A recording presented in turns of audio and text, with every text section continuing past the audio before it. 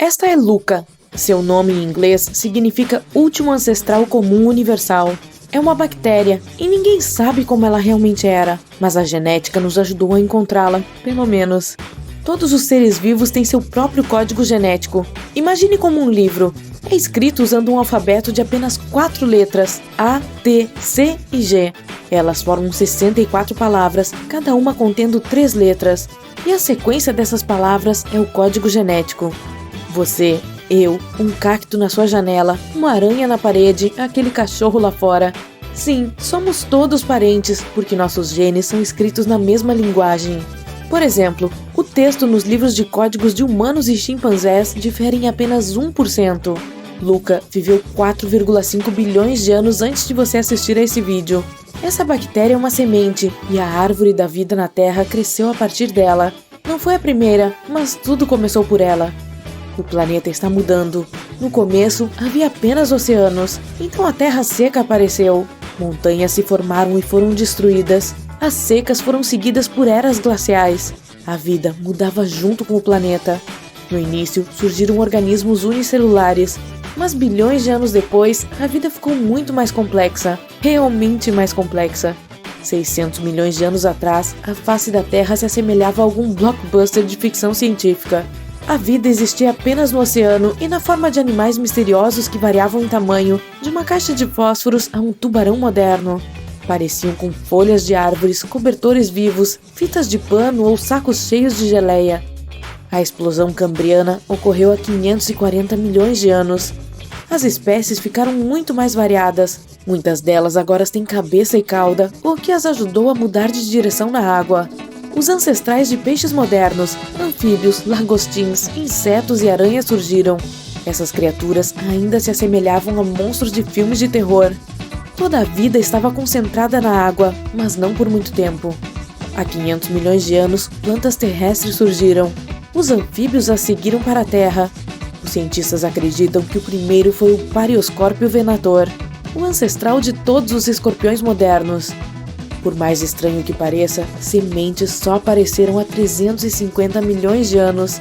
Antes disso, todas as plantas não tinham sementes. Quanto às flores, elas só começaram a trazer alegria aos olhos 220 milhões de anos depois. É hora dos animais preferidos dos humanos. Os dinossauros entraram no estágio de evolução há 240 milhões de anos. Carnívoros e herbívoros, terrestres e voadores, enormes e pequenos, eles governaram o planeta por milhões de anos. Mas, à sombra de lagartos gigantes, animais estranhos surgiram. Eles eram cobertos de pele e alimentavam seus filhotes com leite. Esses foram os primeiros mamíferos e lembram um furão, rato e gato modernos ao mesmo tempo. Muito provavelmente, eles eram caçadores noturnos e viviam em árvores. 66 milhões de anos atrás, os dinossauros desapareceram, mas os pássaros permaneceram, seus descendentes. E 10 milhões de anos depois, os primeiros primatas vieram. Os lêmures antigos eram provavelmente seus ancestrais diretos. Saltamos para 5 milhões de anos atrás, e primatas de aparência humana já se estabeleciam na África. Animais selvagens não foram o único problema deles no momento. A temperatura caiu, a comida era escassa, as selvas diminuíram e se esconder nas árvores se tornou mais difícil. O frio era uma questão universal naquela época. Enormes geleiras apareceram no planeta, absorvendo enormes volumes de água. As selvas estavam se transformando em savanas secas. Os primeiros hominídeos se adaptaram para sobreviver no novo ambiente. A fome expulsou os macacos da floresta para espaços abertos. Havia comida ali, mas os perigos estavam à espreita em todos os lugares.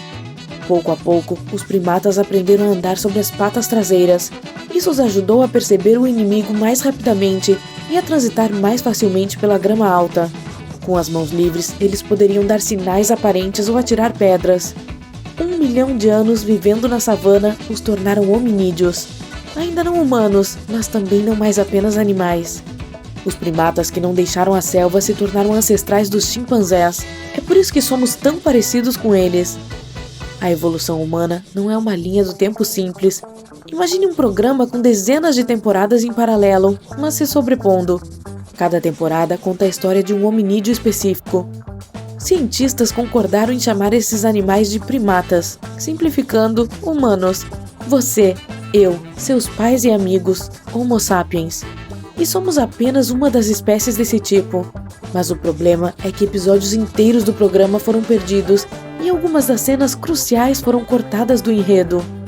2,4 milhões de anos atrás, parte dos hominídeos evoluiu para os primeiros humanos. Eles foram apelidados de Homo habilis, ou Homem Prático. Eles não eram mais altos do que um chimpanzé moderno e faziam ferramentas primitivas de pedra. E assim, a série chamada Evolução começa. Homo ergaster, ou Homem no Trabalho, surgiu entre 1,8 e 1,5 milhão de anos atrás. Essa versão humana sabia como fazer ferramentas e era um excelente corredor, o que o tornou um bom caçador. Qualquer Homo ergaster teria muita coisa a ensinar aos atletas profissionais modernos. Essa espécie viveu em condições severas de seca e perdeu quase todos os pelos do corpo. Homo erectus, ou Homem Vertical, provavelmente surgiu na África mais ou menos na mesma época, mas foi o primeiro a ir para a Ásia. Os cientistas discutem se essas espécies e mais uma dúzia de hominídeos evoluíram entre si ou se desenvolveram em paralelo. O Homo sapiens surgiu há cerca de 300 mil anos. Após 200 mil anos, nossos ancestrais deixaram a África e partiram para povoar o mundo inteiro.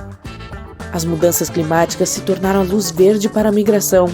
Na época, a África se transformou em um deserto árido e nossos ancestrais seguiram em frente em busca de comida. Em terras desconhecidas, eles também conheceram outras pessoas. Os neandertais viviam na Europa e na Ásia Ocidental. Por causa das geleiras, a Europa parecia uma geladeira, mas os neandertais se sentiam muito bem. Seu nariz grande aquecia o frio que passava por ele, e seus músculos e resistência os ajudavam a andar na neve. O Homo erectus soloensis viveu na Indonésia moderna, e perto dali, na Ilha de Flores, pessoas incríveis e solitárias evoluíram. Elas foram literalmente apelidadas de hobbits. Pesavam cerca de 25 quilos e não cresciam mais do que 1 metro. Ainda assim, ao contrário de suas contrapartes do mundo da fantasia, que adoravam sentar perto da lareira e se divertir tranquilamente, os hobbits eram excelentes caçadores. Em 2010, arqueólogos escavaram a caverna Denisova na Sibéria. Lá, os cientistas encontraram uma parte de um dedo pertencente a um hominídeo, mas desconhecido da ciência. Eles o chamaram de hominídeo de Denisova.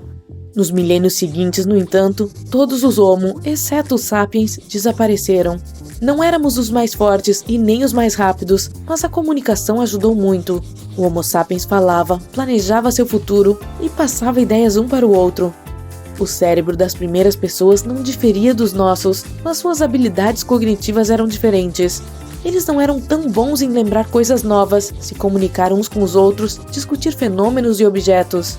O cérebro do Homo sapiens era flexível. Graças a isso, os humanos antigos gradualmente se adaptaram a novas condições e mudaram como resultado da experiência. Paleontólogos afirmam que o Homo erectus usou eixos de pedra semelhantes por 1 milhão de anos.